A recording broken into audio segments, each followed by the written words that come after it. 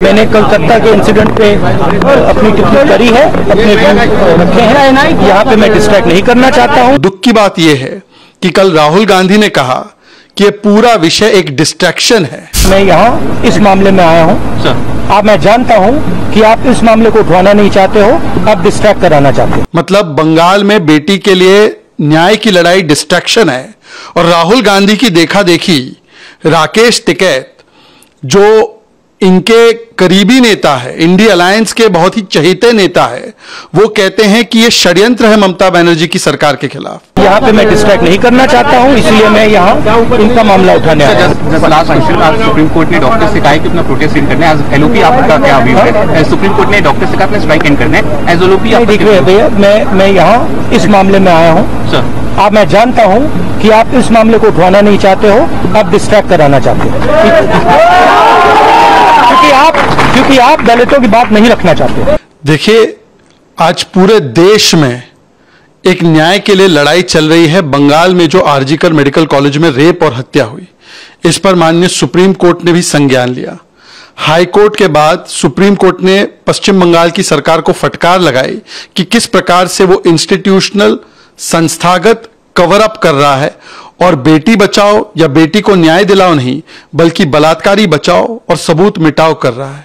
परंतु दुख की बात यह है कि कल राहुल गांधी ने कहा कि यह पूरा विषय एक डिस्ट्रैक्शन है। मतलब बंगाल में बेटी के लिए न्याय की लड़ाई डिस्ट्रैक्शन है और राहुल गांधी की देखा देखी राकेश टिकैत जो इनके करीबी नेता है, इंडिया अलायंस के बहुत ही चहेते नेता है, वो कहते हैं कि यह षड्यंत्र है ममता बनर्जी की सरकार के खिलाफ। वो कहते हैं कि 10 दिन से मीडिया और देश की जनता प्रोपेगेंडा कर रही है। मैं पूछना चाहता हूं, सुप्रीम कोर्ट षड्यंत्र का हिस्सा है? माता पिता का बयान कि उनकी बेटी को ममता बनर्जी न्याय नहीं दिलवा रही है, यह षड्यंत्र का हिस्सा है? हाई कोर्ट की सख्त टिप्पणी और सीबीआई को जांच सौंप देना, पश्चिम बंगाल की पुलिस को कहना कि एब्सोल्यूट फेलियर रहा, यह षड्यंत्र का हिस्सा है राकेश टिकैत जी?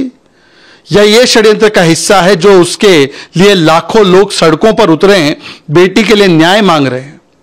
यह शर्मनाक बयान है और यह बयान अपेक्षित है क्योंकि इंडिया अलायंस के सभी नेता इसी प्रकार के बयान देते हैं। राहुल गांधी ने डिस्ट्रैक्शन बोला, अखिलेश यादव के नेताओं पर बलात्कार के आरोप लगे तो उन्होंने बेटी का नार्को टेस्ट मांगा।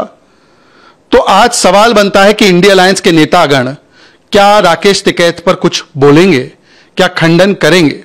वो कुछ नहीं बोलेंगे क्योंकि कितने दिनों से हम देख रहे हैं एविडेंस मिटाओ की प्रक्रिया पश्चिम बंगाल की सरकार कर रही है।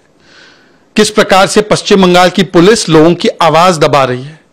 जो भी कोई आवाज उठाता है, डॉक्टर से लेकर सांसद इनके ही, उनको नोटिस भेजी जाती है, पर संविधान बचाने वाले एक शब्द नहीं बोल पाते। लड़की हूं, लड़ सकती हूं कहने वाले एक शब्द नहीं बोलते। और अब तो आलम यह है कि इसको षड्यंत्र और प्रोपेगेंडा कहा जा रहा है। मुझे लगता है कि पश्चिम बंगाल में अब पिछले दिनों और भी 4-5 घटनाएं हुई है। नर्स के साथ भी उत्पीड़न हुआ है, मारा पीटी की घटना भी एक डॉक्टर के साथ हुई है। यह थमने का नाम नहीं ले रही है और उल्टा ममता बनर्जी इस्तीफा देने के बदले राकेश टिकैत और राहुल गांधी उनको कवर फायर दे रहे हैं और कोई डिस्ट्रैक्शन कह रहा है और कोई उसको प्रोपेगेंडा कह रहा है। ये पीड़ित का, पीड़िता के परिवार का और तमाम लाखों डॉक्टर्स और महिलाओं का अपमान किया है राकेश टिकैत ने। उनको माफी भी मांगनी चाहिए, पर इंडिया अलायंस को इस पर अपना वक्तव्य भी जारी करना चाहिए।